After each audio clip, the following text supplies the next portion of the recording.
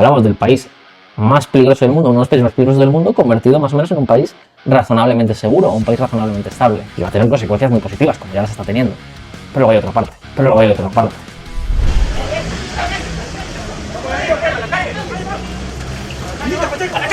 Fueron emboscados, lo voy a decir de esa forma, en momentos que iban saliendo.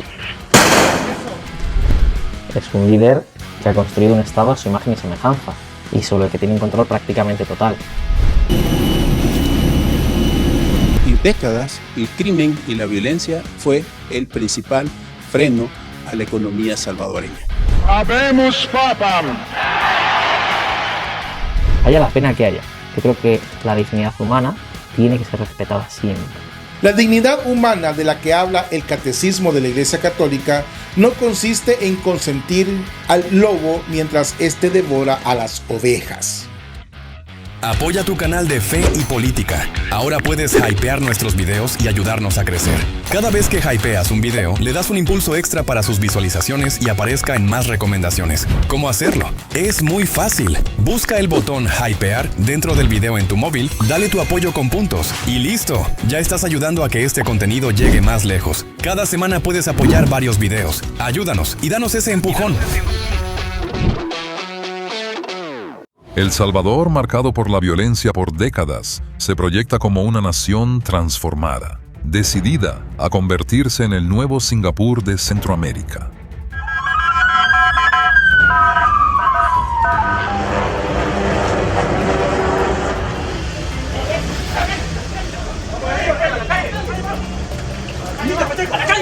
El Salvador, año 2015, tasa de homicidios.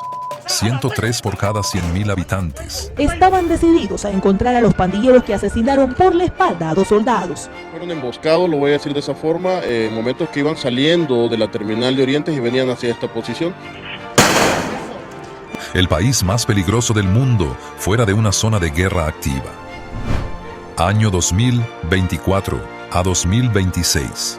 Tasa de homicidios menor a 2 por cada 100.000 habitantes. El país más seguro del hemisferio occidental. Hablamos del país más peligroso del mundo, uno de los países más peligrosos del mundo, convertido más o menos en un país razonablemente seguro, un país razonablemente estable. Y va a tener consecuencias muy positivas, como ya las está teniendo. Pero luego hay otra parte. Es muy fácil hablar de libertad desde un café en Madrid y es extremadamente cómodo dictar cátedras sobre derechos humanos con aire acondicionado, mientras se ignora deliberadamente el llanto de una madre que pagaba extorsión para que no le mataran a su hijo al salir de la escuela. Recientemente, un analista de YouTube, cobijado por la comodidad europea, intentó analizar el fenómeno de Nayib Bukele y lo hizo con la típica soberbia de quien cree que la realidad de Hispanoamérica se resuelve con un manual de ciencia política abstracta. Reconoce el éxito en seguridad porque los cadáveres ya no se pueden ocultar, pero inmediatamente activa el freno de mano ideológico. Dice que Bukele es un líder autoritario. Dice que ha construido un estado a su imagen y semejanza. Y lanza una de las mentiras más descaradas y peligrosas que se han escuchado en el debate público internacional. Una mentira que hoy vamos a demoler por completo aquí en este canal. Quédense y espero que no le vaya a doler el hígado por todo lo que va a escuchar de parte de este europeo. Damos inicio.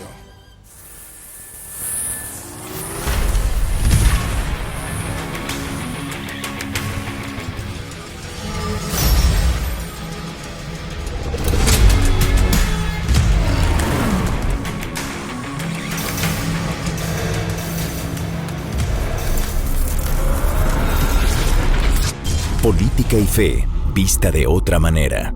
Damos inicio.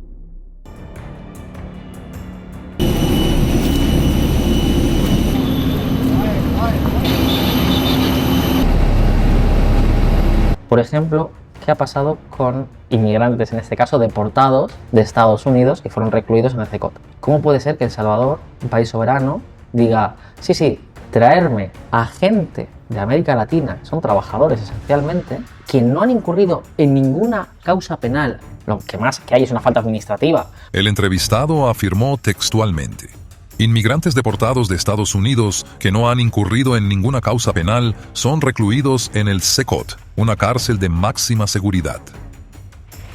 Escucharon bien, eso ya no es un análisis político, eso no es una discrepancia de opiniones, eso es una falsedad del tamaño de una catedral. Afirmar que trabajadores migrantes deportados por razones administrativas terminaron encerrados juntos a los psicópatas de la MS-13 y el Barrio 18 en el centro de confinamiento del terrorismo, eso es ignorancia supina o malicia planificada.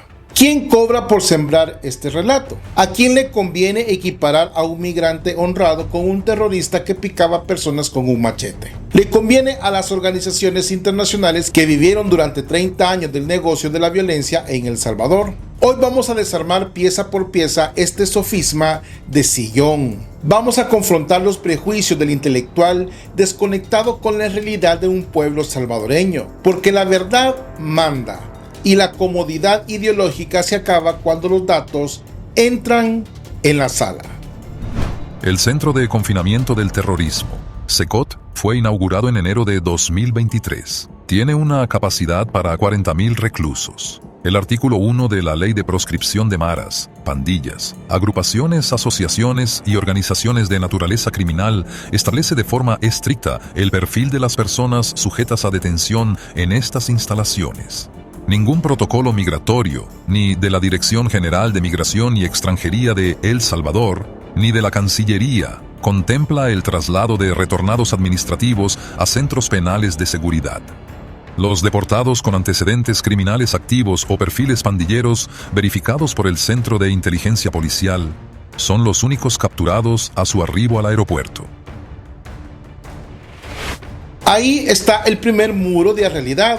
Para nuestro analista de VisualPolit, admiro profundamente su capacidad para hablar con tanta seguridad sobre un país que claramente solo conoce por titulares de prensa sesgados. Tiene el derecho inalienable de estar equivocado y veo que lo ejerce con una disciplina verdaderamente muy profesional. ¿De dónde sacó que los migrantes los meten al CECOT? El error confunde la deportación de pandillero bajo órdenes internacionales de captura con la de un ciudadano común. Pero claro, en la narrativa internacional las ONGs hay que inventar que el Estado salvadoreño es una máquina ciega que tritura inocentes. No toleran que un país pequeño, empobrecido y humillado por la geopolítica occidental haya resuelto su peor problema sin pedirles permiso, ni financiamiento, ni validación en sus foros diplomáticos estériles. Bukele es un líder autoritario, es un líder que ha construido un Estado a su imagen y semejanza, y sobre el que tiene un control prácticamente total. Hablemos de control del marco. Cuando el analista dice que Bukele controla todo y eso debilita la seguridad jurídica, la pregunta es, ¿seguridad jurídica para quién? ¿Había seguridad jurídica cuando las pandillas controlaban el 80% del territorio nacional? ¿Había seguridad jurídica cuando un comerciante de San Martín o de Soyapango tenía que cerrar su negocio porque no podía pagar la renta semanal a un menor de edad armado?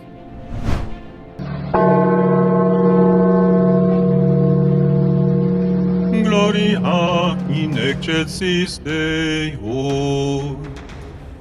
La doctrina social de la Iglesia, en su compendio, número 398, señala de manera explícita: la autoridad política debe garantizar la vida ordenada y recta de la comunidad, sin suplantar la libre actividad de los ciudadanos, sino respaldándola y estimulándola.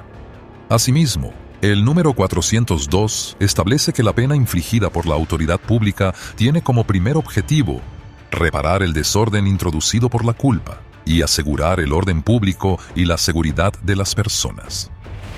El orden es la condición previa para cualquier ejercicio real de la libertad. Santo Tomás de Aquino lo defendía con una claridad meridiana en la Suma Teológica. La paz es la tranquilidad del orden. No puede existir propiedad privada si te la quitan con un arma en la sien. No puede existir libertad de culto si los pastores y sacerdotes tenían que pedir permiso al palabrero de la zona para celebrar la misa o el culto. Por lo tanto, cuando este analista español se queja de que Bukele tiene un control total, olvida que lo que se ha recuperado es el monopolio legítimo de la fuerza, ese que define a cualquier estado soberano digno de ese nombre. Lo que le molesta a la visión liberal tecnocrática no es el control en sí, les molesta que el control no esté en manos de élites corruptas tradicionales como Arena y el FMLN, que estos tanto comprendían y sobre todo justificaban.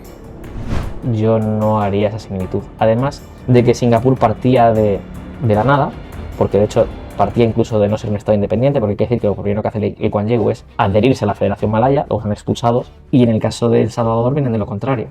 Y la acción de Bukele fue llevar a soldados al Parlamento, ¿no? Entonces... En febrero de 2020 ocurrió el evento conocido como el 9F, donde el Ejecutivo ingresó con elementos militares a la Asamblea Legislativa. Los diputados que no están acá están en desacato constitucional. En ese momento, el Parlamento contaba con una mayoría de los partidos tradicionales que bloqueaban el financiamiento de la fase 3 del Plan Control Territorial. Un año después, en las elecciones legislativas de 2021, el partido Nuevas Ideas obtuvo la mayoría calificada mediante el voto popular, obteniendo 56 de 84 diputados.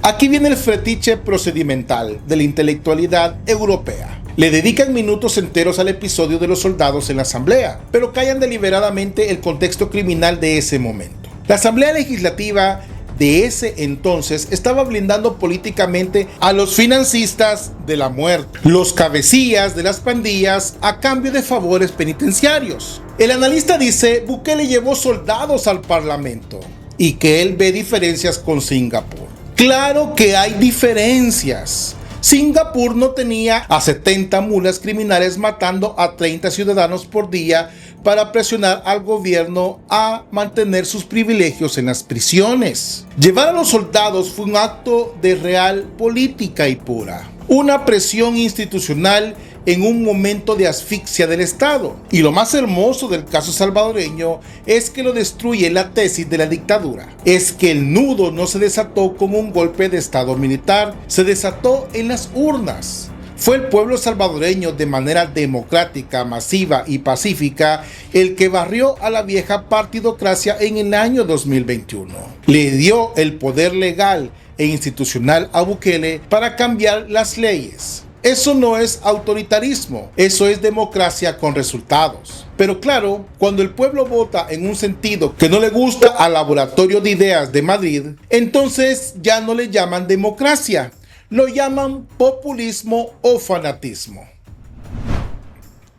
¿Qué opinas que le critiquen el minar derechos humanos de los presos? Haya la pena que haya. Yo creo que la dignidad humana tiene que ser respetada siempre. Esto es algo que, por ejemplo, el nuevo Santo Padre, ¿no? León XIV ha insistido mucho en los últimos meses, ¿no? La dignidad humana. El entrevistado menciona además una supuesta declaración del Papa León XIV sobre la dignidad humana en las cárceles. Es refrescante ver a un analista político internacional de tanto renombre no distingue entre la cronología básica de la Iglesia y sus propias fantasías argumentales. Pero vayamos al fondo de su argumento, porque aunque mencione a un pontífice, el tema de la dignidad humana es sagrado.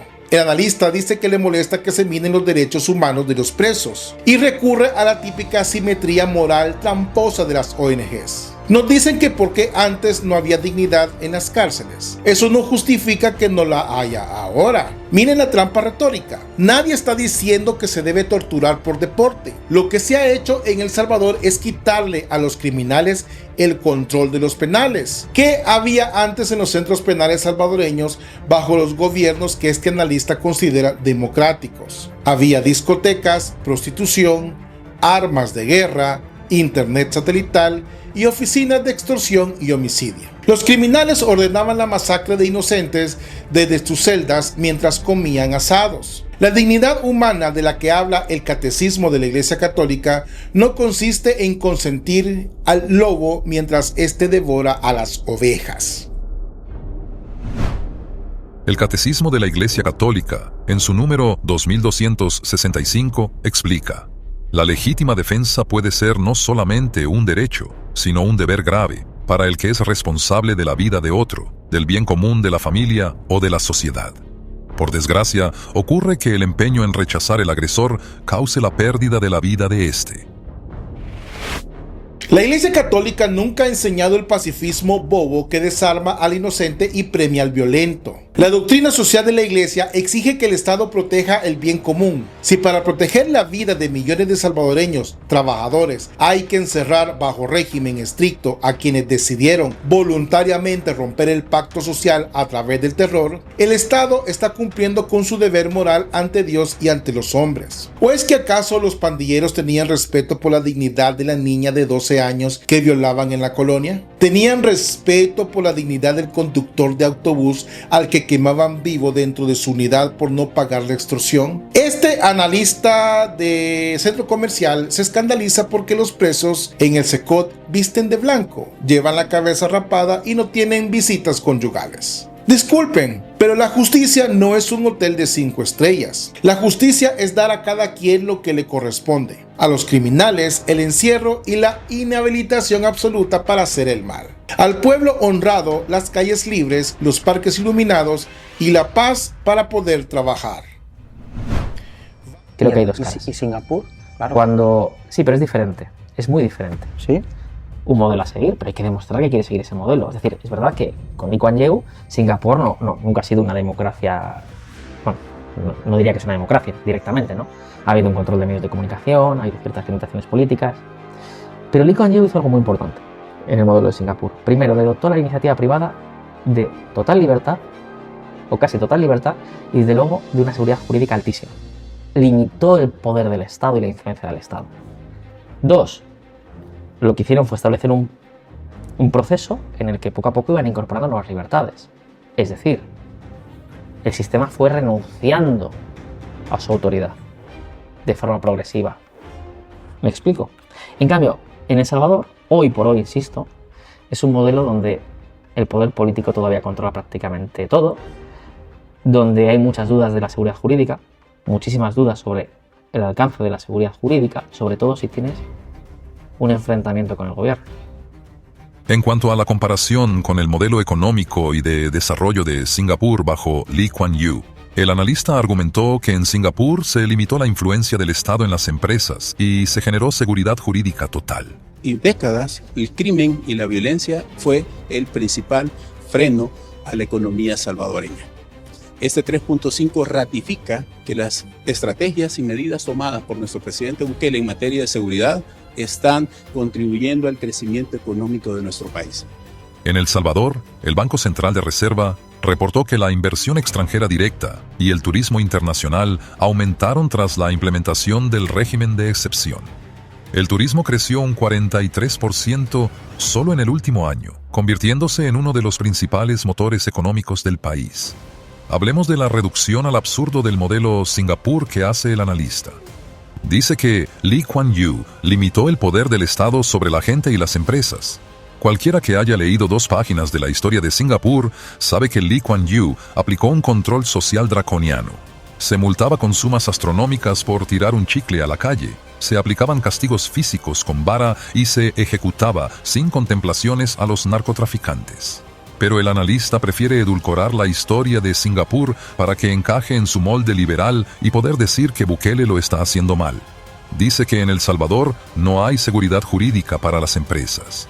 Quiero también aprovechar la oportunidad para decirles de que yo he encontrado un empresariado comprometido con la inversión del país, comprometido con el crecimiento y también comprometido para que este crecimiento se convierta en prosperidad. Entonces, vayan a preguntarle a las multinacionales que están abriendo centros de datos en El Salvador si tienen miedo del gobierno. Vayan a preguntarle a Google que firmó un acuerdo estratégico con el Estado salvadoreño. Vayan a preguntarle a los miles de salvadoreños de la diáspora que están regresando de Estados Unidos a invertir sus ahorros en pequeños hoteles, restaurantes, negocios agrícolas en sus pueblos de origen. Esa gente no tiene miedo de Bukele. Esa gente le tenía miedo a los delincuentes que les cobraban el impuesto de guerra mensual. La verdadera seguridad jurídica que le importa al capital real, al capital que trabaja, es que no te vayan a balear el negocio de los 3 días de inaugurado. La seguridad jurídica de las grandes corporaciones corruptas que quieren evadir impuestos mediante influencias políticas es la única que ha disminuido. Y qué bueno que así sea. ¿Ha sido la transformación de Javier Milei en la Argentina positiva para la vida de los argentinos y para el futuro de Argentina? Sí, sí. ¿Yo celebro el cambio que ha dado Argentina en términos económicos y políticos? Sí. ¿Tiene Milei también campos reprobables o campos que son censurables? Lo siento, pero sí. El entrevistado también equiparó el análisis de Bukele con el de Javier Milei en Argentina, sugiriendo que ambos líderes generan polarización y que sus seguidores justifican los excesos debido a una ola ideológica. Esta es la típica técnica de amalgama retórica. Mete en la misma licuadora a Bukele y a Milei para despachar dos fenómenos totalmente distintos con la misma etiqueta de liderazgo fuertes o mesías. A la tecnocracia internacional le aterrorizan los líderes que hablen directo al pueblo. Prefieren gobernantes grises educados en las universidades de la costa este norteamericana o en Bruselas, que sepan usar un lenguaje inclusivo y sofisticado mientras el país se les cae a pedazos. Prefieren la elegancia del fracaso a la contundencia del éxito. Y generalmente huyo de los liderazgos fuertes. No me gustan los mesías en la política. Creo que no es su territorio. Dicen que el fanatismo nunca es bueno y que no se debe entrar en el terreno de la adhesión plena. En eso coincido. Los católicos no tenemos adhesión plena a ningún hombre en la tierra, porque sabemos que todos somos pecadores y estamos caídos. Nuestra adhesión plena es solo a Jesucristo. Pero una cosa es no tener idolatría política y otra cosa muy distinta es ser un ingrato. Negar la transformación histórica de El Salvador por buscarle manchas a la pared es un ejercicio de mezquindad intelectual. Enrique Couto, ¿dónde preferirías vivir? ¿En El Salvador de hoy o en El Salvador de hace 10 años? En El Salvador de hoy, claramente. Eso es mucho decir, ¿no? Pero al mismo tiempo yo soy exigente. Este analista dice, yo preferiría vivir en El Salvador de hoy que en el de hace 10 años, pero soy exigente. ¡Qué conmovedor! Él es exigente desde su cómodo estudio de grabación, pero el salvadoreño de a pie no está jugando a la teoría política, está viviendo una realidad. Para el pueblo salvadoreño, la diferencia no es un debate académico, es la diferencia entre la vida y la muerte. El artículo 32 de la Constitución de la República de El Salvador establece que la familia es la base fundamental de la sociedad y el Estado tiene la obligación de crear las condiciones institucionales para su desarrollo y protección. Para consolidar los avances de seguridad, se requiere la transición hacia un sistema económico que garantice el empleo digno y la autosuficiencia alimentaria.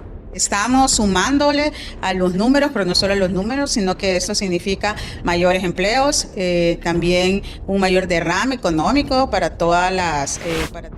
¿Cuál es la solución real para que El Salvador no dependa eternamente de un solo hombre y disipe las dudas de los analistas internacionales? La solución no es dar marcha atrás para complacer a las ONGs de derechos humanos de la ONU. La solución no es soltar a los pandilleros para demostrar que es muy democrático en los salones de París o Madrid. La solución es blindar el cambio a través de la reconstrucción del tejido social, moral y económico de la nación. El éxito de la seguridad debe convertirse ahora en el cimiento de la justicia social, según lo define la doctrina social de la Iglesia. Esto significa que el Estado salvadoreño debe utilizar esta paz sin precedentes para descentralizar el desarrollo. Hay que llevar educación técnica de primer nivel y oportunidades de empleo a los territorios que antes estaban bajo el yugo de las pandillas. La mejor forma de demostrar que el Estado salvadoreño no busca el control por el control mismo, sino la prosperidad del pueblo, es fortalecer las instituciones intermedias, darle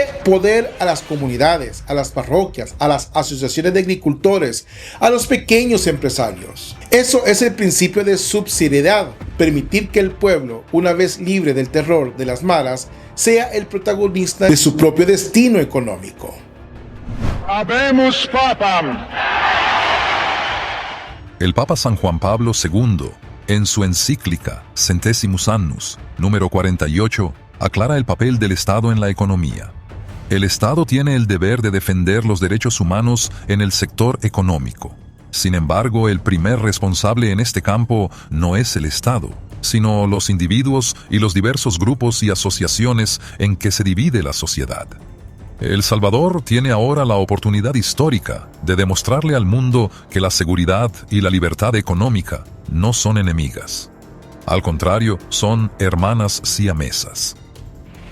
La solución contra el relato internacional que calumnia al país consiste en transparentar con audacia los procesos. Hay que seguir desmontando las mentiras con datos fríos, como el hecho de que los migrantes comunes no van al SECOT. Y hay que aplicar una justicia institucional tan robusta que nadie pueda dudar de ella. El gobierno de El Salvador debe ser implacable no solo con el criminal de la calle, sino también con el corrupto de cuello blanco que intenta manchar el proceso. Bukele ya lo ha dicho, la guerra contra la corrupción es el segundo paso, y ese paso debe darse con el mismo rigor que la guerra contra las pandillas, porque el pueblo católico y evangélico de El Salvador no apoyó un cambio de color político para que cambien las caras de los que se enriquecen ilegalmente. Apoyó una renovación moral de la patria. La soberanía se defiende mostrando resultados económicos que saquen al país de la dependencia de las remesas a largo plazo, creando una base productiva real en el agro, en la tecnología y en la industria. Para que el joven salvadoreño ya no tenga que emigrar a Estados Unidos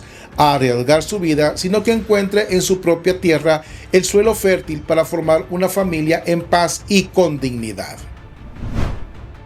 El profeta Isaías, en el capítulo 32, versículo 17, describe la verdadera naturaleza de la paz. El producto de la justicia será la paz, y el fruto de la equidad, reposo y seguridad para siempre.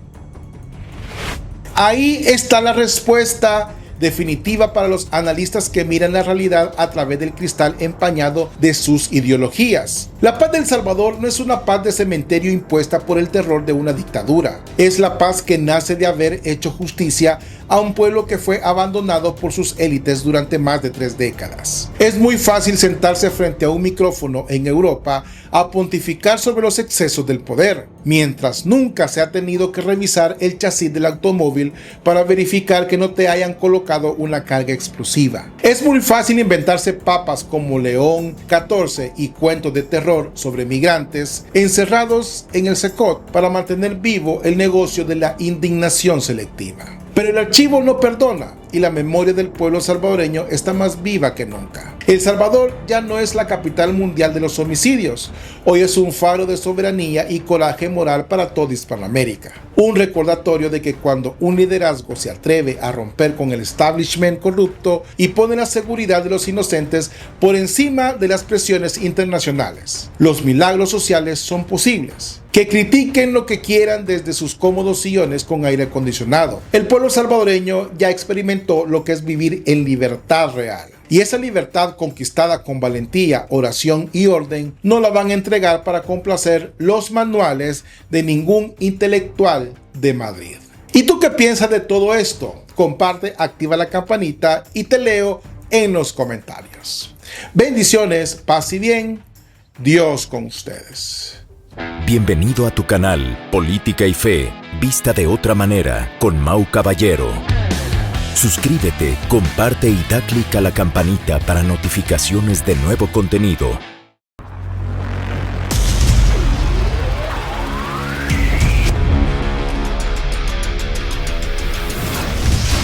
Política y Fe, vista de otra manera.